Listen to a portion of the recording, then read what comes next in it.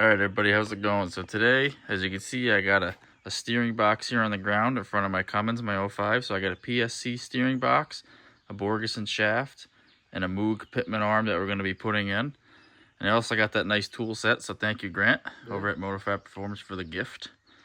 And so I'm going to show you guys the first thing I did before I took anything apart. As you can see, I got the steering wheel straight, and I saw this nice tip on YouTube. You're supposed to put your seatbelt through here and fasten it so that the steering wheel can't move around when you're down there messing with the steering shaft, because they said if it spins around, you could possibly break it. Also, as you can see, I made sure my wheels are nice and straight along with the steering wheel, obviously, so you want them nice and straight so you don't have to do any adjustments at the end. I'm going to come under the truck, and the first thing you're going to want to do is pop this line off. So the one more to the passenger side, you just take this clamp, pull it back, take this hose off, and I'm going to drain it into this pan, and you're going to get all the fluid draining out. There we go. All right, now you see the fluids draining. The next thing we're going to want to do is get it. There's a line you have to pop off, not the one that you just drained out, but there's another line, as you can see up here. It's this one coming down. There's a nut, and I'll let you know what size it is in a minute, but you got to spin that off the steering box so that when you take the box down, you don't pull on it. Okay, so pro tip, if you want to get this line off, you're probably going to want to pop, this line up here.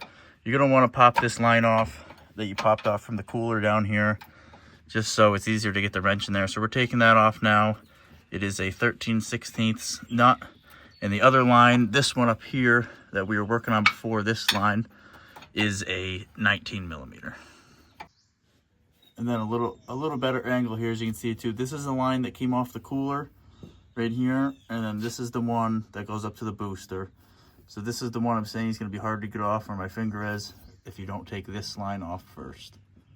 Okay, so as you can see, I went and bought this line wrench to try to get on that line down bottom and get it not to slip, which did not work. I also bought a creeper, which was much needed. So our new plan is we're going to disconnect this line here off the booster. 7/8, and then 18 for the other nut. And then, so we're gonna disconnect the line up here, and when we pull the steering box out, we'll just pull the line down through and then try to get the line off the box. If we can't get the line off the box, Advance Auto Parts has one for like 60 bucks, so we might end up doing that, but I'll let you guys know.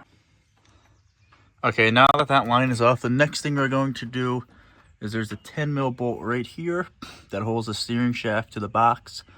So I'm going to pop that bolt out and then just pry the shaft away from the box, which I'll show you once I have this off. Okay, so we ended up using this crowbar here. As you can see, pretty easy. Just get in between the shaft and the box, and you can see it'll pop right off. So now we'll disconnect the shaft up top, and I'll show you guys where that is. It's just one bolt, and then the shaft can come out. So up in here, you can see this U-joint here. There's a bolt through it from this side. Feels like a 13 mil.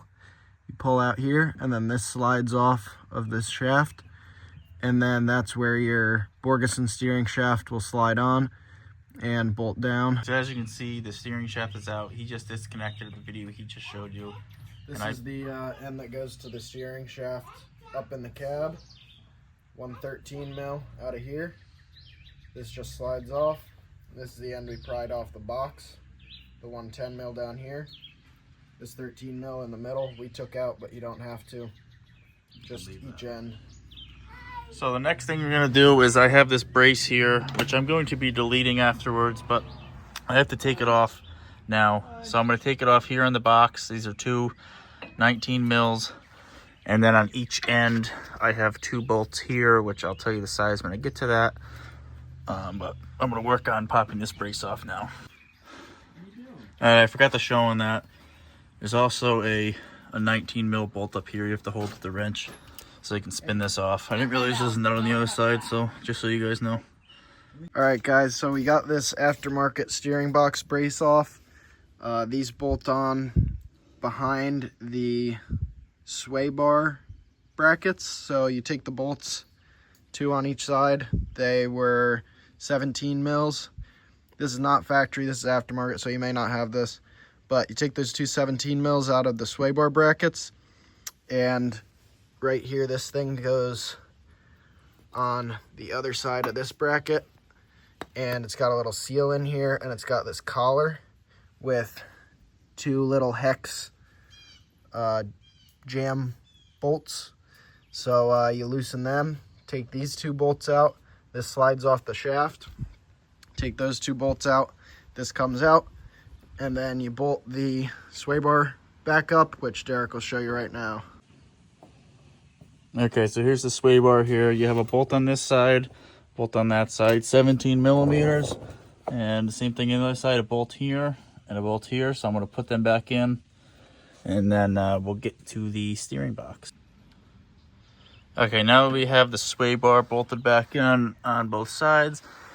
Next what we're going to do is take this bolt off, this nut off here that goes on the pitman arm, which connects it to the tie rod.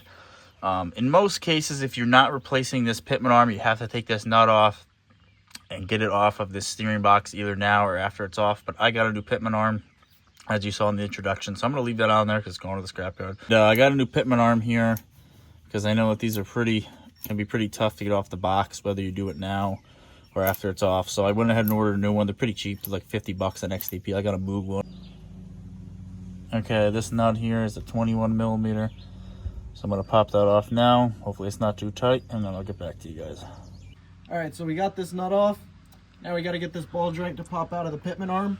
Usually you can just give these a tap on the side of the pitman arm with a hammer, or if they don't pop out that way, you can use a pickle fork between there and hammer that in to pry it up, or maybe any kind of pry bar.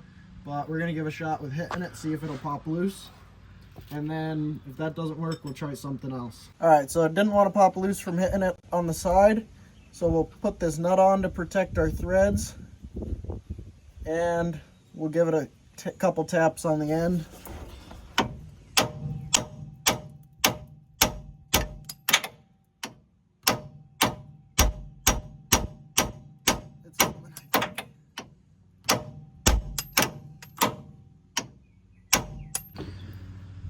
Okay, so hammering it didn't work, so we went and got a pickle fork from Harbor Freight for $9. So he's gonna hammer that in and see if we can pop it off.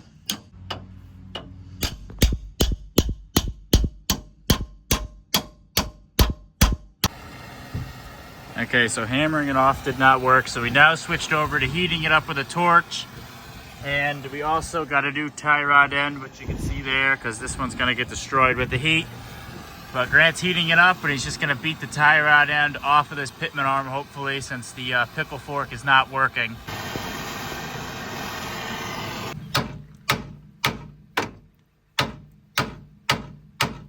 All right, so as you saw, we were using the torch and heating it up and hitting it, the pitman arm here, to get the tie rod off, which didn't work. So we ended up using an angle grinder up on top between the pitman arm and the tie rod and cut it, and that separated it. So the next thing we're gonna do is get the steering box off, which is held on by these three bolts here on the frame rail. And what you're gonna wanna do is lay these out when you take them out, and remember which hole they went in, because they are different and they can't just go in any hole. So as you can see, we got the steering box out, and it's these three bolts here. And I can't get this line off, like I was saying earlier. So I'm gonna go get a new one because this nut is too short to get off.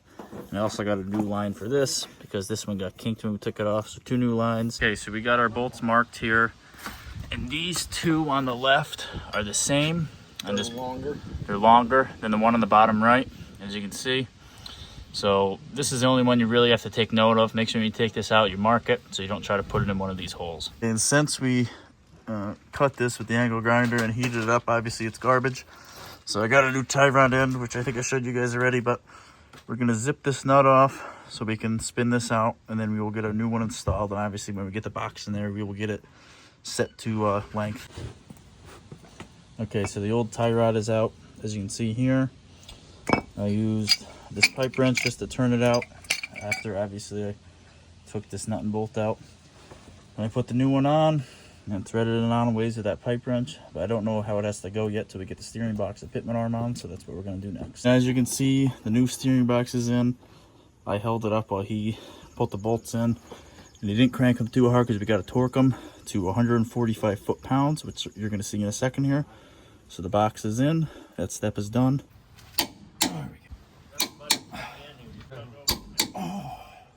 All right, so we're gonna loosen up these set screws, slide this up into the cab, but not onto the steering shaft yet.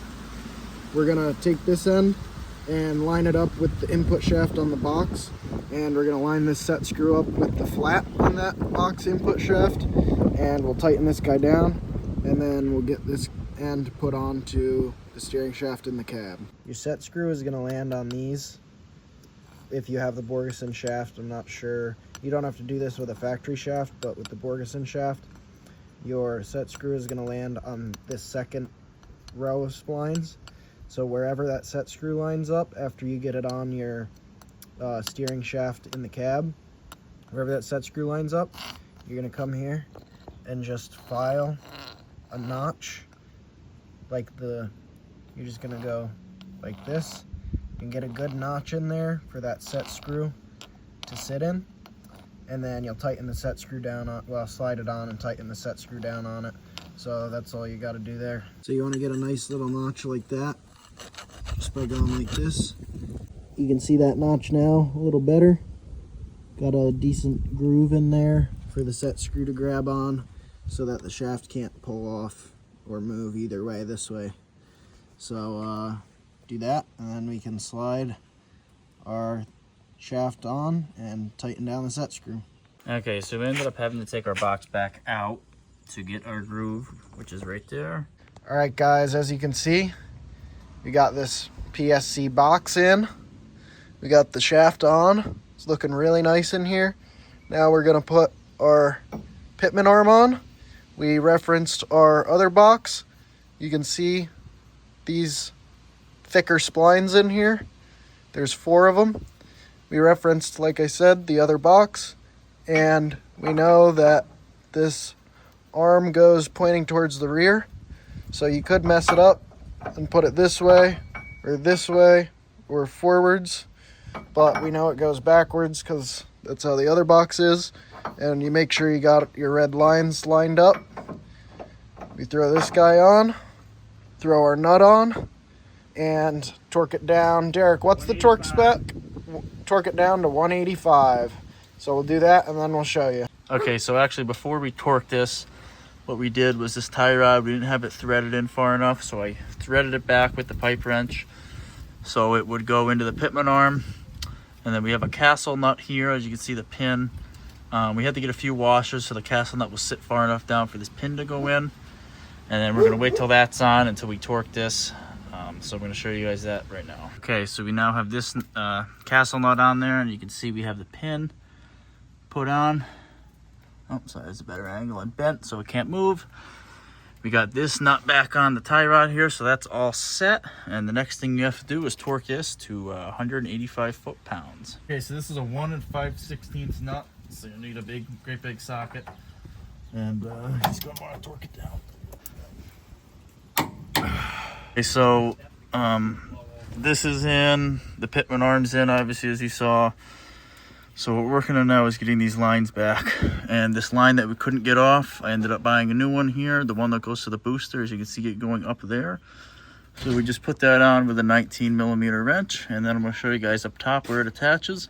And I'm waiting on the line for here, the line that goes from here down to the cooler. That's going to be about 5 days. But anyways, for now, I'm going to show you this. The line I was just showing you, Grant's working on it here to attach it. It's the bottom line and these 2 on the booster. Quick note, this here was an 18, and then for this big one, we just used an adjustable wrench. All right, everyone, it's now a few days later, and the final hose came in. This one will go from the steering box to the cooler.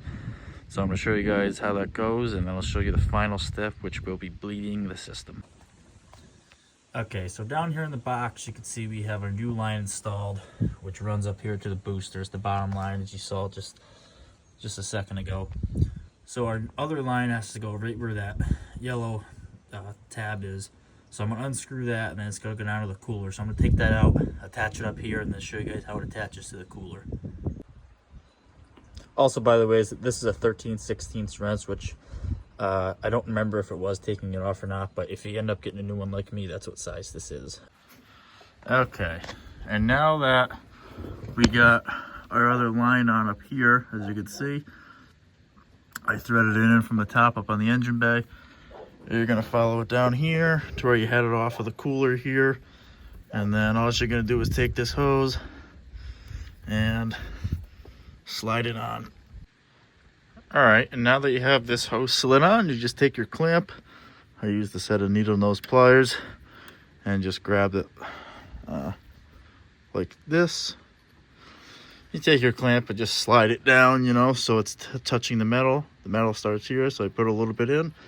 And then now you're ready to bleed the system, which I will show you now. All right, and as you can see, that's our new line we just installed. This is the view from up top. All right, now our final step is to bleed the power steering system. So I got the reservoir topped off. I'm gonna jack both front wheels up in the air, and I'm gonna turn the wheel lock to lock with the vehicle off starting first, which I'll show you right now. All right, now that we got the key on, we're just gonna go lock to lock, back and forth a bunch of times to bleed the air out of the system, like 20 times. Okay, so I just turned it lock to lock with the thing off for probably 50 or 60 turns, no joke. And there's still a couple little air bubbles down in there, but the fluid level has stopped dropping. So I'm gonna turn the truck on for a split second and then shut it back off. So hopefully that'll purge the air. Then I'm gonna check the fluid level and see if there's any bubbles.